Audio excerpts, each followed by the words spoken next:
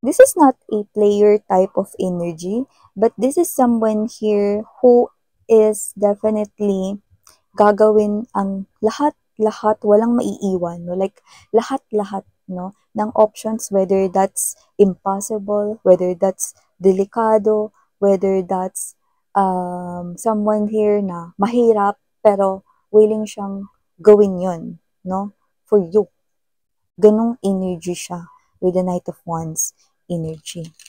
And this person here is giving me the vibe that with this High Priestess energy, this person here feels like na kayong dalawa ay may kakaibang connection. Like spiritual connection, no? Na kayo yung soulmates na destined para sa isa't isa. So, nararamdaman niyo yun from the get-go.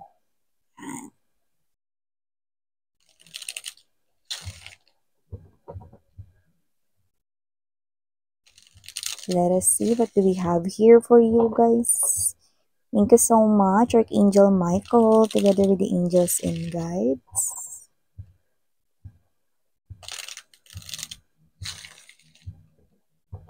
Okay.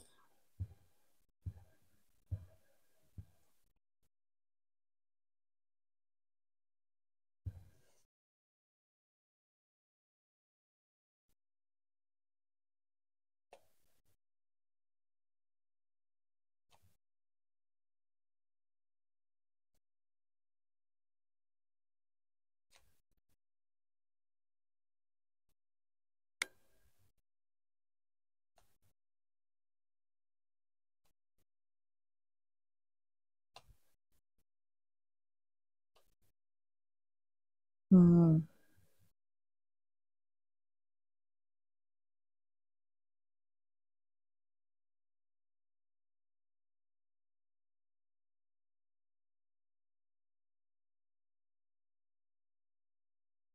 Okay, so sa nakikita ko dito from the looks of this, no, mahal ka niya pero. Ayan, bakit may pero, miss yan? Huwag ka muna mag-freak out, you know. Pag-uusapan natin yan more, but let me just greet, no, ang lahat. Hi, new viewers. My name is Yan. Welcome. At sa mga returning kong mga tambayers, thank you sa inyong walang sawang pagtambay. At kung hindi niyo pa alam, mayroon pa po tayong main channel, ang The High Priestess Tarot, kung saan mga babes na nag-upload din tayo ng araw-araw na collective readings, anumang zodiac sign mo, pwede kang manood ng mga collective readings, basta just take only what resonates. I-click nyo lang yung link na yan na nasa description box para ma-redirect kayo dun sa ating main channel na The High Priestess Tarot. Maliban dun, nag-upload din tayo dun mga babes, no, at gumagawa ng reading per zodiac sign. Kaya naman, kung anumang zodiac sign na specific na gusto ninyo na pakinggan at panuorin, pwede kayong manood doon. Yun naman yung ginagawa at ina-upload natin weekly or kada linggo. So yun mga babes, no, i-click lamang ang link na yan para ma-redirect kayo sa The High Priestess channel. Ako rin po yung nandun. May iba pa ba? So yun nga mga babes, no? Yeah, wala tayong gender dito. So, babae, lalaki, LGBT, lahat welcome. Pwede rin magkapalit-palit yung mga roles kasi ito ay isang general reading. And at the end of the day, lahat kayo ay may free will na. Free nyong gamitin. Of course, like, it's up to you. Yan, no? Kung i-claim ninyo ang mga mensahe or hindi. So, yun nga, no? And syempre, timeless ang lahat ng ating mga reading. So, pwedeng ito ay nangyari na to others. To others naman, no, ay nangyayari ngayon sa kasalukuyan, and to some, no, ay posibleng prediction sa kanilang future. So, nakikita ko dito, no, mahal ka niya, kung sino man tong person na to. Actually, hindi ka lang talaga niya basta mahal, no? Mahal na mahal ka niya. With the Hierophant energy, King of Swords, you know. Kapag lumabas kasi mga mahal, no, ang Hierophant energy, this is more than marriage. So, ibig sabihin, gusto ka talaga niyang pakasalan, gusto niyang bumuo ng pamilya sa'yo, at ang pinaka maganda, gusto niyang tumanda ng kasama kayo. Ayan o, ikaw na nanonood. Diba? Ang sarap pakinggan sa ears, pero mas masarap kung mararamdaman mo yan. Diba? At itong person na to ang makapagpaparamdam niyan sa iyo. With the King of Swords energy, lumalabas rito na meron siyang isang mabigat na desisyong gagawin. Yan, no? Kaya nga sabi ko sa inyo, mahal ka niya, pero, yan, no? May pero pa kasi. With the Ten of Wands energy right here, no, Four of Coins to the Strength card, yan na. With the Strength card energy, isa itong hindi madaling bagay na gawin sa kanyang side, no? Kasi kailangan niya ritong magtiis, magpigil, and it's like a suffering. Kailangan niya itong bitbitin or pasanin. So, ibig sabihin, hindi madali itong gagawin niya. Ano ba yun, Miss Yan, no? Ang hayaan ka muna. Yan, no? Parang, alam mo yung energy niya is, mahal kita, pero kailangan mo munang mag-isa. Yun. Ay, go. Pero, yan mga babes, no? Marami tayong mga rason at mga specific na mga situations, di ba? Pero ibibigay ko sa inyo yung mga lumalabas dito na mga nagsistand out na mga dahilan kung bakit pinipili niya muna rito na mag step back muna temporarily, okay? At i-avoid ka muna or iwasan muna kayo. Okay?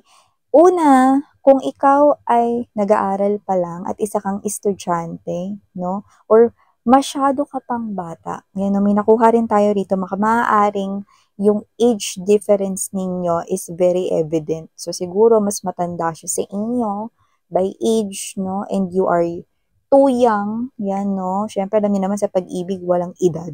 'Di ba?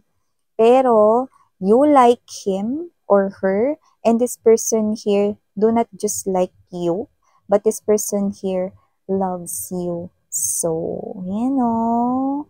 But you are too young, no? Hindi naman ibig sabihin na kapag ka ikaw ay young, no, hindi na totoo yung feelings mo, 'di ba? Totoo 'yun, no? But you are still young, no? So, meron kasi ditong lumalabas mga babes, no, na taong nakausap siya na possible na related sa inyo. You know, may lumalabas kasi dito kasi because the Eight of Wands, no, is very evident. Ibig sabihin, may nakausap siya.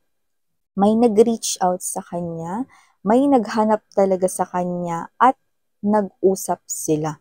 Nagkaroon sila ng communication dito, no? So, maaaring kung kayo ay too young, pwedeng ang kumausap sa kanya ay ang parents mo or ang mga magulang mo or tumatayo ritong legal guardian mo, no? Or baka naman yung ate at kuya mo, you know? Basta someone na related sa'yo. Like there's a bloodline, no? Family member yon, no? So, siguro kinausap na you're too young, no? Kailangan na mag-aral ka muna or magtapos ka muna ng pag-aaral mo, no? So, may mga ganong klase ng energy, no? And meron din tayong nakukuha doon na parang energy na maaaring walang tiwala, no? Kung sino man yung kumausap dito sa person na to, no? Lalo na may age gap, no? Yeah, merong may pagka-judgmental na part doon, no? Kasi maaaring ang iniisip dito ng family member mo is that inaabuso ka because you're too young, no? And nakukonfuse ka lang na hindi yun love, no? May ganong klase ng energy, no? But, I do see that this person here, older man siya sa inyo rito or may age gap man rito maituturing, mahal ka talaga niya. Kaya nga siya rito umiiwas eh, you know?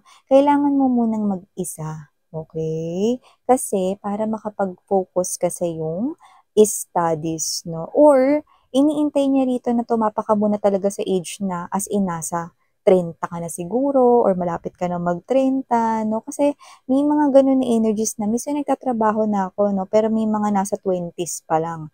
Like, pwedeng 23 ka, 24, 22 ka lang, no? So, maaaring iniiwasan ka niya ngayon, no? Kasi you're still young even though you're working, no? So, hindi ko alam, no? May ganung klase ng energy rito, no? So, kung hindi ka naman you're too young at hindi ka rin naman mga babes nag-aaral pa, no? Or whatever, no? Pwede naman na dito ka sa pangalawang nakikita nating sitwasyon, no? So, nakita ko rito na yung pangalawa naman is possible na friend mo yung nakipag-usap sa kanya. Someone close to you, someone appearing here like a family to you, someone na pwedeng best friend mo, yung nakausap niya. And this person right here, no, possible na sinabi na mag-step back muna siya because you're still moving on. Yan, no? So with the Four of Coins energy right here, no, and there's this Seven of Wands, no, parang kayo ito na nagmo-move on pa kayo from your ex, no? And if not, pwedeng nagmo-move on kayo sa past or from the pain or sa wound na nangyari. You're not yet ready to fall in love, no? So, nakikita natin dito if that is a friend of yours, no, concern yung friend mo sa'yo and at the same time, concern din siya doon sa person na ito that you're dealing with, no? Kasi, siya ito na nakakakilala sa inyo. Hindi sa mga babes, no, gina-judge kayo ng friend ninyo, no? Kasi alam mo, kapag nagmo-move on pa isang person, mga babes, no, halo-halo pa yung emotions niyan. Hindi pa talaga yan completely na makakapagmahal. So, maaaring may chance, no, na masaktan ninyo ang person na to, no, in any way possible. Yan, no, nakakata tayo ng ganun, no, maaaring at the middle of your relationship, no, pwedeng sabihin mo sa kanya na you're not ready pa pala, na may ganong klase ng energy, no, and you're asking for some kind of cool off, no, which is nakita natin yun dito, no. Alam mo kasi, pag hindi pa ready ang heart, kapag hindi ka pa magaling sa yung past wounds or kapag hindi ka pa naka-move on from your ex, no, it's really evident na maaaring mangyari iyon. High potential, high chance, no. So parang kapag naka-move on ka na, no, pwede na siya ulit rito na pumasok rito. No? So kailangan muna nating mag-isa para makapag-move on tayo, mga sweethearts, no. At dahil kilalang-kilala ka na ng friend mo, possible na hindi ka pa nakaka-move on at kitang-kita yun sa mga kinikilos at sa mga galawan mo. Ayan, no? So, your friend really knows you very well. Okay? So, kung hindi naman kayo doon, maaaring dito kayo nagpo-fall sa pangatlong sitwasyon na nagsa-stand out dito. Maaring kayo ito, no, mga babes, no, na mabilis kayong ma-distract. Yan, no? So, kayo to mga babes, na hindi kayo marunong mag-multitask or hindi nyo kayang mag-multitask, ha? Magkaiba yun. So, ibig sabihin mga babes, no, kayo ito na meron kayo ritong mga with this Eight of Coins energy, no, and there's this Page of Cups and the Eight of Wands, no, nakikita ko rito na kayo ito na posibleng may mga opportunities kayong maganda na nangyayari sa inyong trabaho, career, job, or negosyo. Or you could be doing both, no?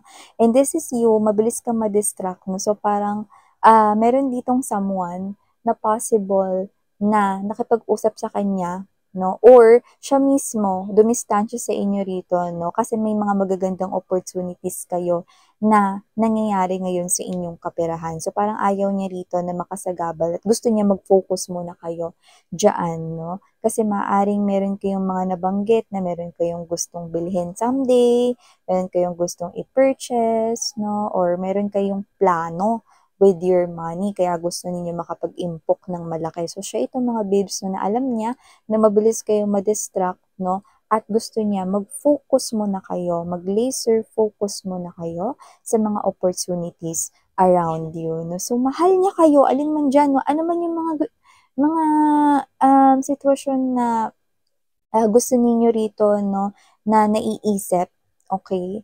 It could be anything. But this person here, mahal ka niya, pero kailangan mo munang mag-isa, yan, no?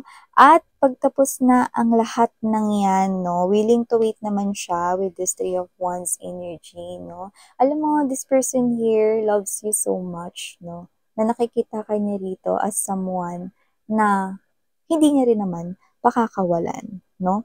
Alam mo yung temporarily lang siya rito na magmamasid sa'yo, no? Habang tinatapos mo ang lahat ng mga kailangan mong gawin, no? Or habang naghihintay siya rito very patiently sa inyo. Why? Dahil ikaw ang kanya ritong healing, no?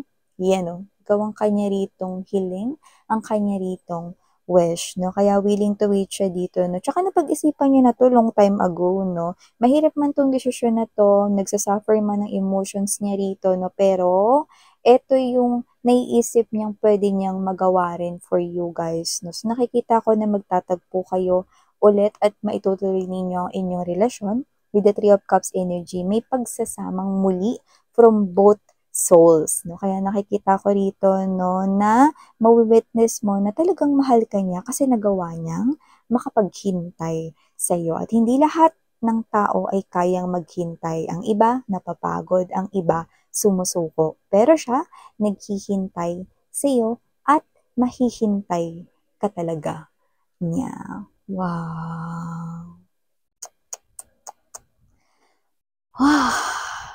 I love it. So, ito yung mga mensahe here for you guys. Thank you so much po. Again, I'm Yan. Sarang Hiyo, Love in Light. Annyeong!